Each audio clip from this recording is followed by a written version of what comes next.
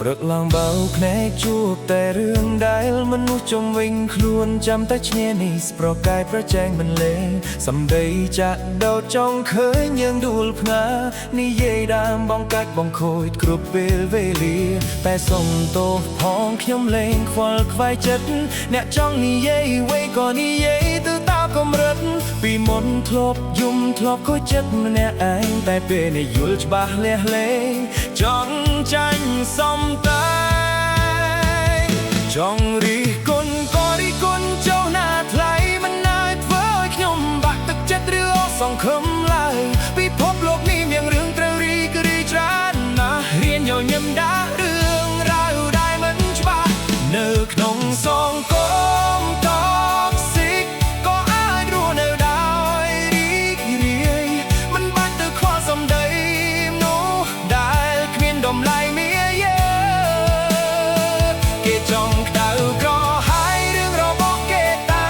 យើងដើរទៅមុខសាយសប្បាយហំហាចេះរស់នៅអ្នកឯងបងកាត់ពីភពតល់ខ្លួនមានក្តីសុខទេដងចិត្តមិនរីរែកនឿយណាយឡើយ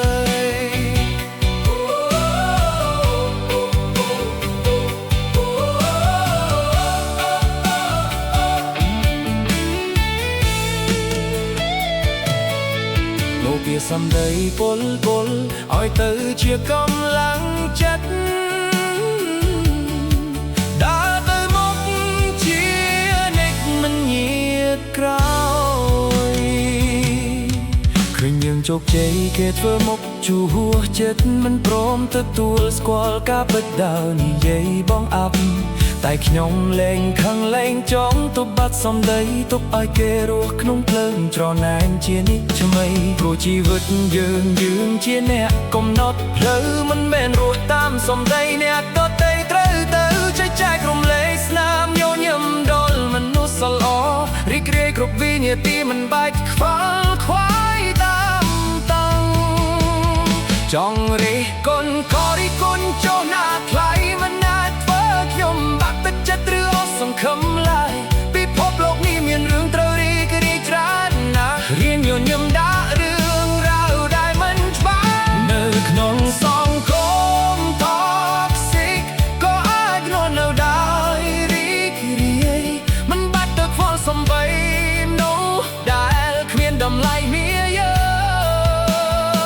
គេចង់ក្តៅក្រហាយរឿងរបស់គេតើយើងដែលទៅមុខសាយសប្បាយហំហាចេះរស់នឹងអ្នកឯងបងកាត់ពីភពតល់ខ្លួនមានផ្ទៃសុខទ្វេដងចិត្តមិនរីរែកនឿយណាយឡើយ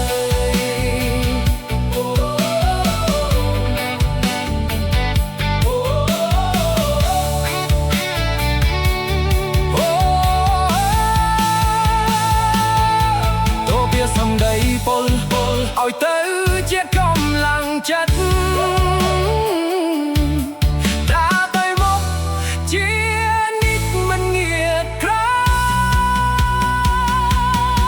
យរំលែកកំសាន្តក្នុងយប់ដ៏ស្រស់បំព្រងបំភ្លេចរឿងរ៉ាវមិនល្អដែលធ្លាប់ឆ្លងកាត់កន្លងសង្គមមិនឡងមិនអាចរីរានយើងបានទេ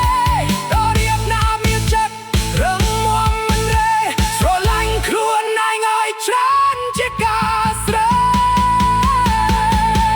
នៅក្នុងសង្គមថោកស៊ី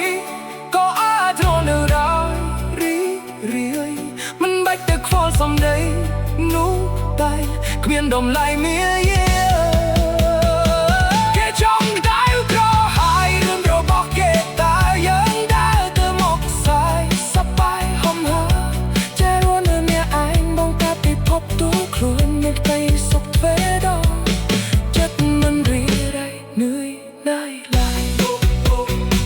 ទៅវាសំដីឲ្យទៅជាកម្លាំងចិត្តដើរទៅមុខជានិច្ចមិននាក្រោយ